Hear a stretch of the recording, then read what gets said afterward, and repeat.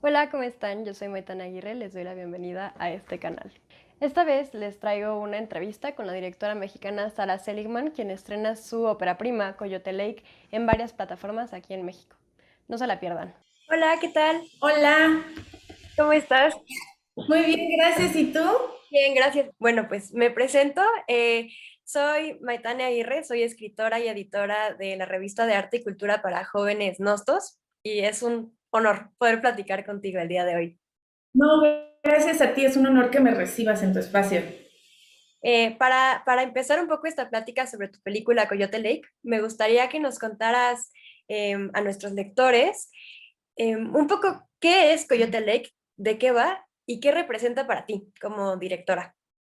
Claro, Coyote Lake es un largometraje, es una historia que se enfoca en la relación entre una madre e hija, que es una relación compleja, una relación llena de amor, pero también llena de toxicidad, de manipulación, de opresión, y es ese momento en el que como hijos tenemos que cortar el cordón umbilical con nuestros padres para encontrar nuestra propia voz. En la película está exagerado, obviamente llevado al extremo en cuestión dramática porque hay un poco de suspenso, de crimen, asesinatos, pero siento que es algo que todos nos podemos identificar porque, aunque obviamente en versión mucho más chiquita, todos pasamos por ese momento donde tenemos que, aunque sea muy amorosamente, separarnos un poquito de nuestros papás o nuestra familia para encontrar nuestra propia voz. Entonces, bueno, de eso va la peli. Y para mí, ¿qué significa? Bueno, es mi bebé, fue un proceso que tardó muchísimo tiempo. Empecé a escribir la versión cortometraje de esta idea en el 2007. Fue un proceso de creer en mí y no creer en mí, como subí y baja mil veces, porque yo quería que este fuera mi primer peli para dirigirla, y a la hora de buscar fondos, las personas interesadas les gustaba el guión, pero no querían que yo la dirigiera por el hecho de que no tenía experiencia. Y pues llega un momento en el que te dicen tantas veces que no, que te le empiezas a creer, ¿no? Que no puedes, y creo que esta peli para mí significa el no haberme dado por vencida. No puedo creer que se logró y que ya salió y que ya llegó a México. Estoy muy emocionada. Ay, me da muchísimo gusto. Y bueno, justo un poco en relación a lo que estás mencionando va otra de las preguntas que quiero hacerte y es que creo que una de las cosas que más llaman la atención es precisamente como varios de los temas como de violencia que se tratan en la película, pues son a partir de una relación madre-hija, ¿no? Como dices, llevada al extremo un poco, pero es interesante porque en pantalla solemos ver esa relación, pero como en el sentido suave, ¿no? En el sentido como más armonioso. ¿Por qué decidiste tratar estos temas justo a partir de una relación madre-hija? Decidí eso porque ese era el corazón de la película, ese era el primer tema que quería contar. Cuando escribí la versión cortometraje de esta peli, la parte del entorno, la parte de las drogas y el narcotráfico y todo eso no existía, era exclusivamente inspirado en un artículo de periódico de una madre e hija que durante la Primera Guerra Mundial eran cómplices en crimen.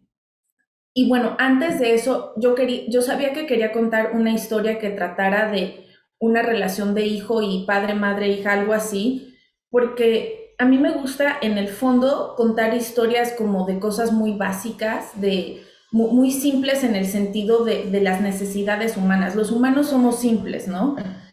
A fin de cuentas, y tenemos una necesidad innata de relacionarnos. Y la primera relación que tenemos en nuestras vidas es con padre o madre, con quien nos va a criar. Pero, como tú dices, casi siempre en las películas o ese no es el enfoque o es un poco una versión más suave. Y creo que esas relaciones, a pesar de ser amorosas, son muy complejas y pueden tener mucha toxicidad y pueden llevarnos a caminos que nos alejan de quiénes somos o qué queremos. Entonces, eso era lo que yo quería explorar creativamente y actoralmente, y lo demás ya nada más lo traje a mí. Entonces, cuando me preguntan cómo cuentas una historia que vive en un mundo de narcotráfico, de violencia, de drogas, de la frontera, tan enfocado en las relaciones porque la relación siempre fue la idea inicial, la idea motor de toda la historia. O sea, es un poco el núcleo, ¿no? A partir de él ya sucede todo lo demás. Exactamente. Y creo que otra cosa personalmente que disfruté mucho, pues es como la creación atmosférica y me parece muy interesante porque es prácticamente sensorial, ¿no? O sea, tanto a partir de los personajes como de los ambientes, pero algo que es muy interesante también es el hecho de que toda esta violencia y todo este mundo como fronterizo se ha tratado desde como la distancia, no están directamente ahí, ¿no? O sea, están como alejadas de todo, están pues un poco en su propio mundito y eso obviamente ya tiene como un peso diferente después de todo lo que pasó con la pandemia, como desde la soledad un poco, desde el encierro, pero que el mundo te sigue afectando, ¿no? ¿Por qué decidiste tratarlo desde ahí? O sea, como desde el exterior, no como lo solemos ver tal vez en las películas que hablan de estos temas, pues siempre es como, o desde el cártel, o ahí mismo como en la frontera aquí, es muy diferente y es como otra forma de ver esta realidad. Claro, dos motivos. El motivo creativo es porque sabía que iba a ser de bajo presupuesto y pues no iba a haber dinero para tener tanto cast, ni policías, ni explosiones, ni nada de eso. Pero además, como ya hablamos, el núcleo es la historia de la madre e hija. Entonces era muy importante para mí que sí vivir como este mundo de consecuencias, ¿no? ¿Qué pasa en el mundo, no inmediato, pero cercano, cuando tenemos tanta violencia, cuando esta es la desafortunada realidad de la frontera? ¿Qué efectos secundarios hay a las personas que no necesariamente son ni inmigrantes, ni del cartel, ni nada, pero tiene afecto en estas personas? Y además existen muchísimas ciudades y poblaciones en ambos lados, sobre todo desafortunadamente en el lado mexicano, que se han visto abandonadas. La cantidad de gente que es desplazada por esta violencia es una parte que no muchas veces hablamos de eso. Nos enfocamos como en la gente que sufre la violencia directa porque es una violencia mucho más chocante, es terrible, pero también existe esta violencia de gente que tiene que dejar atrás sus ranchos y su vida porque ya no es una forma de vivir. Y son estas dos mujeres que se rehúsan a dejarlo. La mamá está de yo de aquí no me voy. Lograron matar a mi marido que tuvo que dejar su vida, pero yo de aquí no me voy. ¿Y qué pasa, no? Cuando todos estos pueblos son abandonados porque las circunstancias, el entorno ya no permite que la gente pueda vivir ahí. Claro, y bueno, un poco hablando de los personajes, pues la construcción del personaje de Esther es muy interesante precisamente porque o sea, está viviendo todo esto, pero ella ya lo ha llegado como a normalizar, un punto en el que, pues para ella todas las actitudes que tal vez que tiene su mamá o el hecho de que venga esta gente ya es parte de su día a día, ¿no? Y es muy interesante la construcción del personaje en sí, pero quiero preguntarte, ¿qué viste en Camila Méndez para representar el papel de Esther, para ponerse en su piel? Claro, sí, tienes razón, es como esta normalización, ¿no? Y lo que yo quería ver en la actriz tenía que tener esta dualidad, donde por un lado tiene este elemento muy inocente, donde le crees que se cree la historia que le está contando la mamá, pero por otro lado tiene que tener este elemento fuerte porque es capaz de hacer cosas terribles. Entonces es muy difícil encontrar, fue difícil encontrar esta actriz que al igual que la maestra Adriana Barraza, es capaz de capturar estas dos cosas. Y cuando vi a Camila Méndez, que en ese entonces la vi en Riverdale, obviamente es una serie muy diferente, tanto temáticamente, de tono, es un melodrama, pero sí alcancé a ver cómo era capaz de darnos un poco de dualidad, donde su personaje de Verónica es un poco un estereotipo de una chica difícil, creída, vanidosa, y aún así lograba ser, obtener como cariño del público, ¿no? Logra ser querida en cámara y dije, bueno, si es capaz de hacer esto, yo creo que también es capaz de hacer lo otro y afortunadamente tuve razón. Sí, lo hacen increíble todos los actores del equipo. Sí. Y eso es otra cosa que es muy, muy interesante. Creo que algo que consigues excelentemente es justo hacer personajes que se sientan humanos, en el sentido de que no hay buenos ni malos, o sea, absolutamente todos los personajes son grises, ¿no? O sea, se están moviendo como en esa cuerda floja un poco entre, pues todo lo que hacen es porque algo los mueve, ¿no? O sea, ellos tienen sus razones para hacer lo que hacen y creo que eso es algo que no solemos ver en ese tipo de películas tampoco, como que siempre está muy marcado, estos son los buenos, estos son los malos. ¿Qué tipo de desafío te llevó el construir personajes así? O sea, la construcción como de estos personajes grises.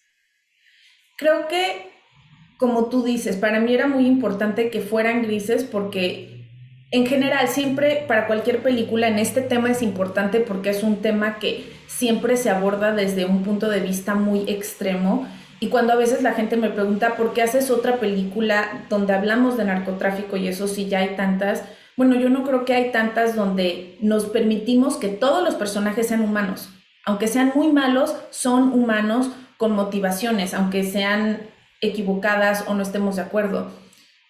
Eso con respecto al tema, pero en general como directora y para los actores, bueno, no hay personaje más divertido que un personaje multifacético, que un personaje que sea muy complejo, que tenga capas de amor, odio, bondad, venganza, todo esto. Entonces, sí es difícil, pero es muy divertido y para mí es lo más importante porque es lo que va a hacer que actores buenos quieran trabajar en esta película. O sea, sobre todo empezando, considerando específicamente Coyote Lake, lograr que grandes actores como Adriana Barraza y Camila Méndez trabajaran, no era por mí, nadie sabe quién soy yo y no era por el presupuesto, es por el guión y es porque como actores dicen, qué divertido trabajar con un personaje tan complejo.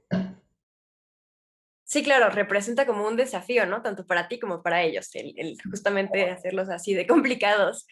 Y es mucho más realista, como tú dices, así somos en la vida real. Hay muy poca gente en la vida real, y digo poca porque no quiero decir absolutos, pero creo que no hay nadie que sea 100% bueno y nadie que sea 100% malo, simplemente no es realista. Sí, todos tenemos motivaciones distintas para, pues para todo Exactamente, lo que hacemos, literalmente. sí.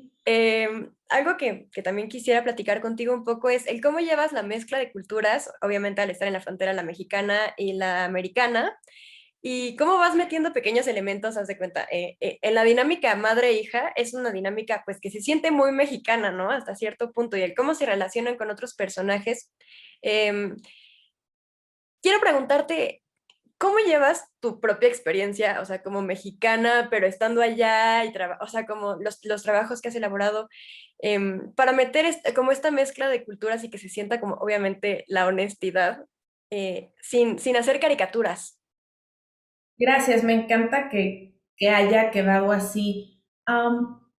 Creo que esa es la parte más fácil porque es parte de mí, porque viene del corazón, porque no estoy hurgando para agregar eso. Es como, hay cosas, ¿no? Dejamos nuestro país, vivimos lejos y hay cosas que nos hacen sentir en casa.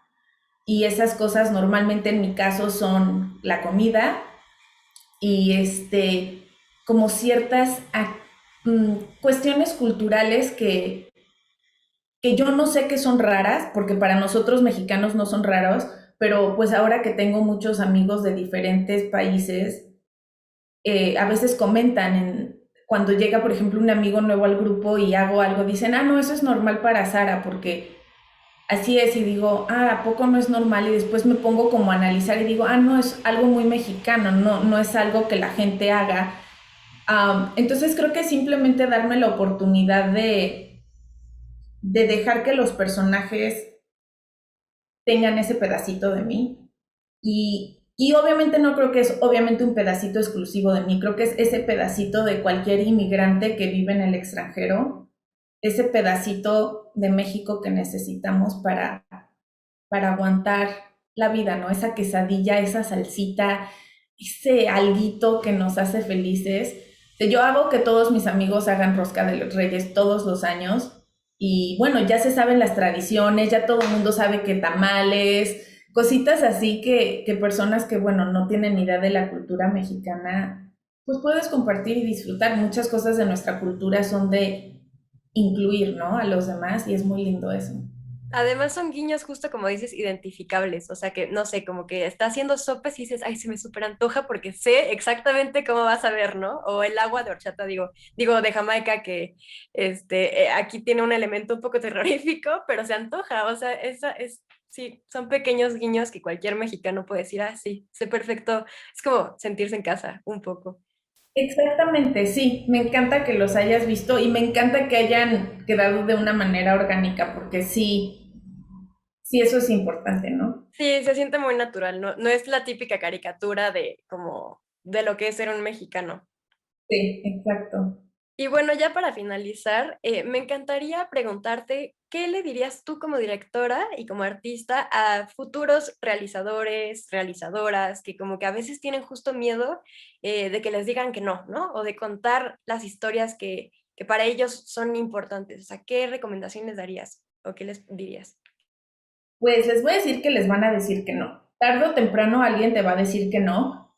Y aparte, o sea, ese alguien también a veces vas a ser tú mismo. Esa vocecita interior, ese síndrome de impostor o impostora va a existir.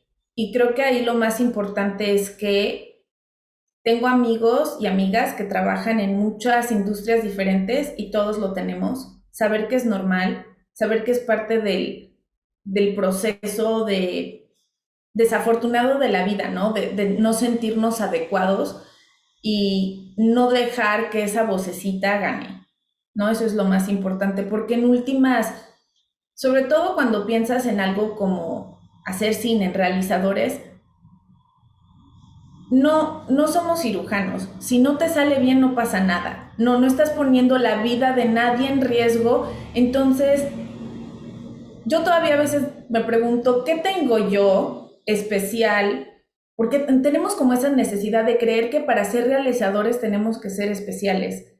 Cuando yo siento que en realidad todos, decir que todos somos especiales sonará como cliché, pero todos somos especiales a la hora de realizar y contar historias porque todos tenemos experiencias de vida súper diferentes, por lo cual es puntos de vista diferentes y a alguien o le va a parecer interesante o se van a identificar. Entonces, no tienes que ser especial y único para contar tu historia. Hazlo, no vas a lastimar a nadie, no pasa nada que salga mal, no pasa nada que hagas un corto con tu celular y quede fatal o quede increíble.